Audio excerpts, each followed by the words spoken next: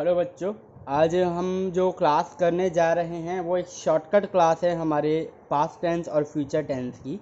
Shortcut class मैं इसलिए कह रहा हूँ क्योंकि अगर किसी बच्चे को प्रेजेंट टेंस अच्छे से आ जाता है तो पास्ट टेंस और फ्यूचर टेंस करने में उसको कोई भी परेशानी नहीं होती। ये सारे टेंस आपस में लिंक होते हैं। कैसे लिंक होते हैं ये मैं अभी आपको विद प्रूफ बता दूंगा। इसके अलावा मैं आपको इसमें वो शॉर्टकट भी बताऊंगा जिसमें आपको ना तो उसके रूल याद करने की ज़रूरत पड़ेगी टेंसेस के, ना ही उसके मेन वर्ब को याद करने की ज़रूरत पड़ेगी, और ना ही आपको हेल्पिंग वर्ब याद करने की ज़रूरत पड़ेगी। तो ये सारी की सारी चीज़ें लिंक हैं एक दूसरे से। किस तरीके से लिंक है देखिए, हम समझते हैं, स्टार्ट करते हैं। तो देखो यहाँ पे क्योंकि हम प्रेजेंट टेंस की क्लासेस ऑलरेडी ले चुके हैं तो मैंने एक चार्ट बनाया है जो कि पास्ट टेंस और फ्यूचर टेंस से जुड़ा हुआ है। तो इस चार्ट में मैंने सिर्फ पास्ट टेंस और फ्यूचर टेंस को ही रखा है। तो हम शुरू करते हैं इस चार्ट में पहले पास्ट इंडेफिनिट से, फिर आएंगे हम फ्यूचर इंडेफिनिट पे, then past continuous, future continuous, उसके बाद पास्ट परफेक्ट, फ्यूचर परफेक्ट, और उसी तरीके से past perfect continuous and future perfect continuous. तो देखिए, सबसे पहले हम क्या लिखते थे? सबसे पहले हम लिखते थे आइडेंटिफिकेशन। तो अगर बच्चों आपको प्रेजेंट इंडेफिनिट की आइडेंटिफिकेशन पता हो तो प्रेजेंट इंडेफिनिट की जो आइडेंटिफिकेशन होती है, यानी कि जो प्रेजेंट इंडेफिनिट की पहचान होती है, वो होता है कि वहाँ पे सेंटेंस के लास्ट में ता है, ती है या ते है आता है। तो क्योंकि वो प्रेजेंट है इसलिए लास्ट में है आ रहा है, लेकिन अगर पास्ट होगा तो लास्ट में क्या आ जाएगा? था। तो इसलिए देखो, पहचान पास्ट टेंस में इंडेफिनिट की क्या हो जाएगी? ता था, ती थी, ते थे और आ ई ए। जैसे कि मैं स्कूल चला गया, वह खाना खाने आई। तो इस तरीके के जो सेंटेंस होते हैं जो आपके मात्राओं पे आ ई ए पे ख़त्म होते हैं, उनको भी हम पास्ट इंडेफिनिट में काउंट करते हैं। तो याद रखना, प्रेजेंट इंडेफिनिट में ता है, ती है, ते है, था। क्योंकि वो प्रेजेंट था इसलिए लास्ट में है आ रहा था। लेकिन ये हम पास्ट के बारे में पढ़ रहे हैं तो यहाँ पर था आ जाएगा। तो ता था, ती थी, ते थे, आ ई ए, ये सारी चीज़ें आती हैं प्रेजेंट के अंदर, सॉरी पास्ट के अंदर। तो अगर किसी भी सेंटेंस का एंड इनसे होता है तो वो पास्ट इंडेफिनिट है। अब प्रेजेंट इंडेफिनिट में बेटा हेल्पिंग वर्ब आती थी डिड, तो यहाँ पे हेल्पिंग वर्ब आएगी। प्रेजेंट इंडेफिनिट में हेल्पिंग वर्ब आती थी डू या डस, तो यहाँ पर हेल्पिंग वर्ब आ जाएगी डिड। लेकिन ये हेल्पिंग वर्ब हमारा नेगेटिव से स्टार्ट होगी। क्यों? क्योंकि जो इसका अफर्मेटिव केस होता है वहाँ पर हम हेल्पिंग वर्ब नहीं लगाते, बिल्कुल उसी तरीके से जिस तरीके से प्रेजेंट इंडेफिनिट के अफर्मेटिव केस में हेल्पिंग वर्ब नहीं लगती। इसके अलावा पास्ट इंडेफिनिट में जब हम मेन वर्ब की बात करते हैं तो यहाँ पे वर्ब की फर्स्ट फॉर्म आएगी, तो यहाँ मैंने लिख दिया है। तो देखिए, अफर्मेटिव केस में मैंने बता दिया है कि जो मेन वर्ब होगी वो वर्ब की सेकंड फॉर्म होगी और हेल्पिंग वर्ब होगी निल। निल का मतलब कोई भी हेल्पिंग वर्ब नहीं आएगी। अच्छा, इसके बाद जब मैं बात करता हूँ फ्यूचर टेंस की, यानी कि फ्यूचर इंडेफिनिट की, तो देखो फ्यूचर है तो सीधा ही पता है कि लास्ट सेंटेंस के लास्ट में गा गी गे आएगा। मैं वहाँ जाऊँगा, हम ये खेल खेलेंगे, मैं ये करूँगा, मैं वो करूँगा, इस तरीके से गा गी गे लास्ट में आएगा। यहाँ पर जो हेल्पिंग वर्ब होगी विल और शैल होगी। तो ये फ्यूचर की पहचान है, याद रखना, ये विल शैल फ्यूचर के हर टेंस में आएगी। मेन वर्ब इधर भी फर्स्ट फॉर्म ही आएगी। तो मैं बता देता हूँ, शैल इधर आई और वी के साथ आएगा, विल आएगा बाकी सबके साथ। लेकिन बहुत से बच्चे अब कंफ्यूज होंगे क्योंकि वो बोलेंगे कि सर हमने तो विल को आई और वी के साथ भी दिखाए। तो बेटा ये याद रखना कि यहाँ पर आप टेंस पढ़ रहे हो और टेंस में विल शैल जो है वो हेल्पिंग वर्ब है, और हेल्पिंग वर्ब होने की वजह से टेंस का रूल बोलता है कि जो शैल का इस्तेमाल है वो आप सिर्फ आई और वी के साथ करोगे। इसके अलावा विल शैल जो है एज आ मोडाल्स भी यूज़ होते हैं, और वहाँ पर क्या होता है, चीज़ें उल्टी हो जाती है। क्यों? क्योंकि मोडाल्स में बोलता है कि विल का यूज़ आप आई और वी के साथ भी करोगे। तो इसलिए बच्चे कंफ्यूज हो जाते हैं, क्योंकि एक तरफ बोल रहा है शैल आई और वी के साथ आएगा, जबकि दूसरी तरफ बोल रहा है विल और आई वी के साथ आएगा। तो बच्चे इसी कन्फ्यूज़न में रहते हैं। लेकिन मैं अभी क्योंकि आप लोगों को टेंस पढ़ा रहा हूँ तो जो टेंस का रूल है मैं वो बताता हूँ आपको, कि टेंस का रूल बोलता है कि आपको शैल आई और वी के साथ ही लगाना है। ठीक है? तो याद रखिएगा कि अगर कोई सेंटेंस गा गी गे पे ख़त्म होता है तो वो फ्यूचर इंडेफिनिट का सेंटेंस है। इसके अलावा वहाँ पर आप विल और शैल में से कोई एक हेल्पिंग वर्ब यूज़ करोगे, शैल का यूज़ करोगे जब आपका सब्जेक्ट आई या वी में से कोई एक हो। और विल का यूज़ करोगे जब इन दो को छोड़ के कोई और सब्जेक्ट आ जाए। ठीक है, चलिए अब हम आते हैं पास्ट टेंस के कॉन्टीन्यूअस पे। पास्ट इंडेफिनिट और फ्यूचर इंडेफिनिट हमारा ख़त्म होता है, ये शॉर्ट फॉर्म है। अब हम आते हैं पास्ट टेंस के कॉन्टीन्यूअस फॉर्म में। तो पास्ट टेंस का कॉन्टीन्यूअस फॉर्म क्या बोलता है कि जिस तरीके से प्रेजेंट टेंस के लास्ट में रहा है, रही है, रहे हैं आ रहा था, उसी तरीके से पास्ट में ये हो जाएगा रहा था, रही थी, रहे थे। और फ्यूचर में हो जाएगा रहा होगा, रही होगी, रहे होंगे। तो देखिए किस तरीके से जुड़े हुए हैं। प्रेजेंट में है था, पास्ट में था है, और फ्यूचर में होगा। ठीक है, तो रहा है, रहा था, रहा होगा, present, past, future. Helping verb की बात करें तो इज एम आर प्रेजेंट में यूज़ होती है, तो इज एम आर की पास्ट फॉर्म हो जाएगी वॉज वर्ब। तो यहाँ पर हेल्पिंग वर्ब आपको वॉज वर्ब का इस्तेमाल करना है। प्रेजेंट कॉन्टीन्यूअस में भी फर्स्ट फॉर्म में आईएनजी लगाया था, पास्ट कॉन्टीन्यूअस में भी फर्स्ट फॉर्म में आईएनजी लगाएंगे। वॉज का यूज़ हम सिंगुलर सब्जेक्ट के साथ करेंगे, लेकिन यहाँ पर आई को भी शामिल करेंगे। तो आई के मन में बदलाव आया, उसने कहा कि चलो सिंगुलर एक बार बन लिया जाए। तो हर जगह वो एक्सेप्ट सिंगुलर हम बोलते थे, लेकिन यहाँ पर आई जो है सिंगुलर के खेमे में आ गया और हमने आई को भी सिंगुलर सब्जेक्ट में काउंट कर लिया। तो अगर कहीं पर आई आया तो वहाँ पर भी आपको वॉज का इस्तेमाल करना है, बाकी सबके संग वर लगाएंगे। फ्यूचर कॉन्टीन्यूअस की बात करते हैं तो रहा होगा, रही होगी, रहे होंगे, तो इसका आइडेंटिफिकेशन हो गया। हेल्पिंग वर्ब में विल शैल तो आएगा ही आएगा, लेकिन क्योंकि ये कॉन्टीन्यूअस है तो विल शैल के साथ आपको बी भी लगाना है। और मेन वर्ब तो फिक्स है, वर्ब की फर्स्ट फॉर्म में आईएनजी। ठीक है, तो ये फ्यूचर कॉन्टीन्यूअस की बात हुई।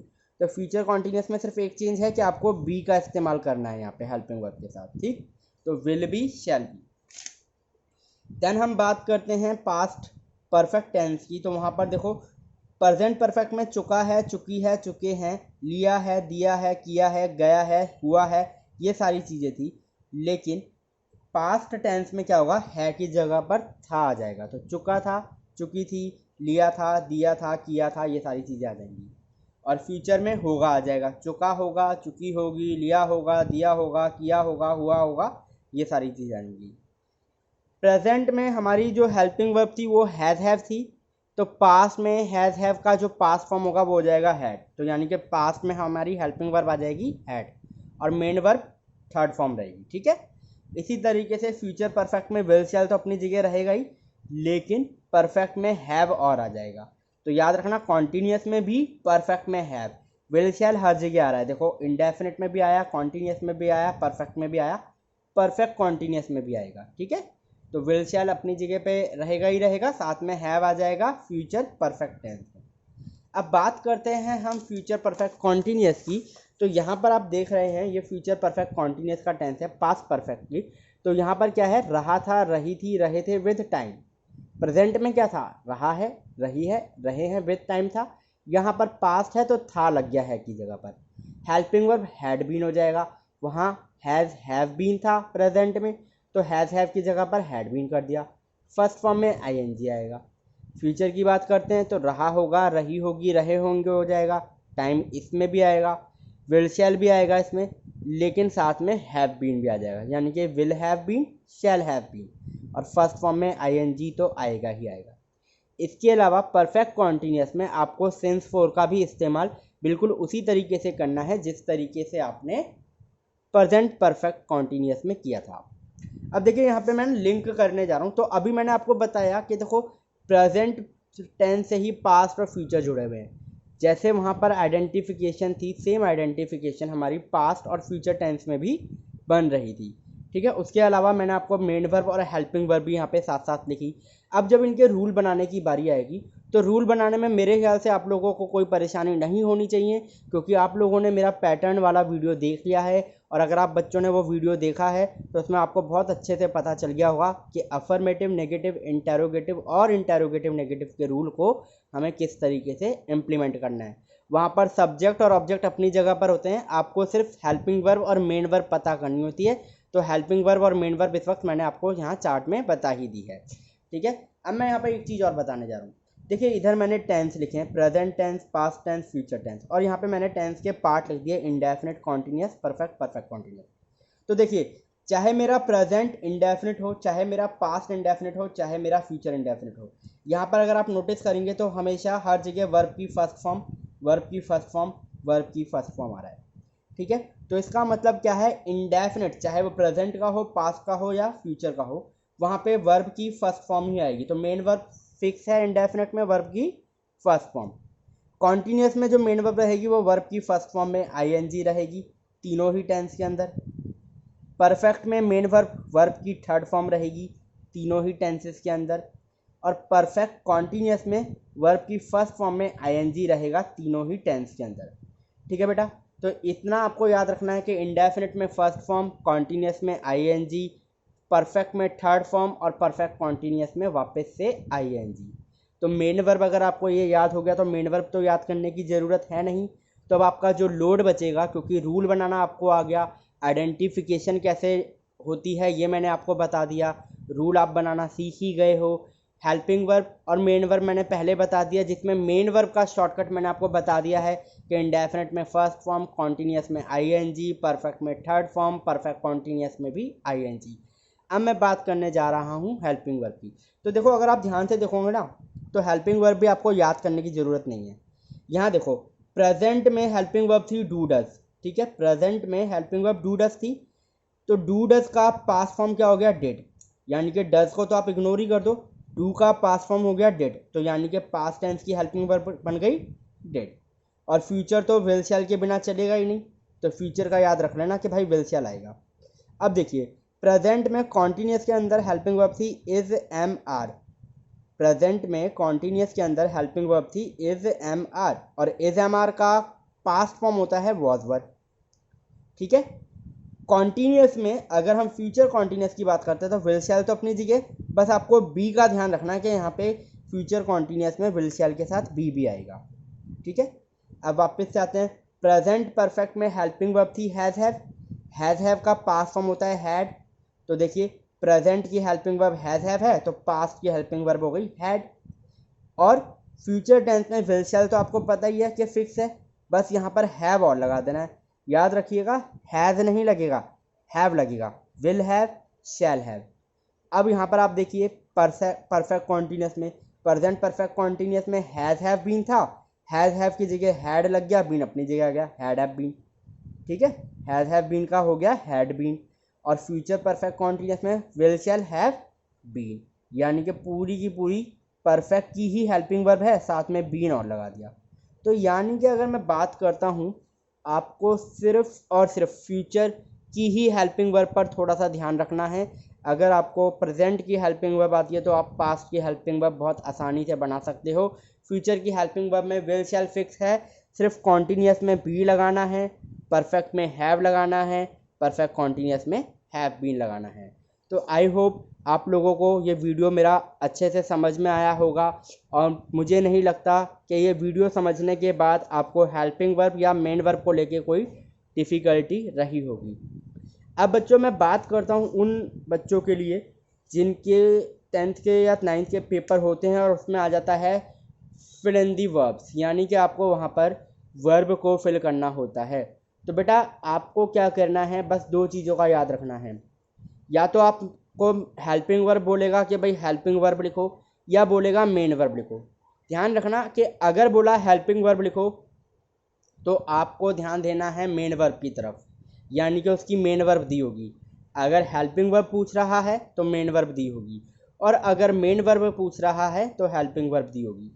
अब अगर आपको हेल्पिंग वर्ब पता है तो आपको ये भी पता है कि हर हेल्पिंग वर्ब के बाद कौन सी मेन वर्ब आ रही है, और अगर आपको मेन वर्ब पता है तो आपको ये पता है कि कौन सी मेन वर्ब से पहले कौन सी हेल्पिंग वर्ब आती है। तो अगर आपका ये हेल्पिंग वर्ब और मेन वर्ब का कॉन्सेप्ट क्लियर हो जाए तो आपको आपके एग्ज़ाम में किसी भी तरीके की परेशानी नहीं आएगी। अगर फिर भी आप लोगों को कोई डाउट हो तो you can consult with me by giving a feedback. ठीक है, तो आप कोई भी फीडबैक मैसेज के थ्रू आप मुझे मेरे वीडियो पे दे सकते हैं, और कोई भी अगर आप लोगों को डाउट होगा, कन्फ्यूज़न होगा तो आप लोग मुझसे पूछ सकते हैं। अभी के लिए इतना ही। Have a good day to all of you.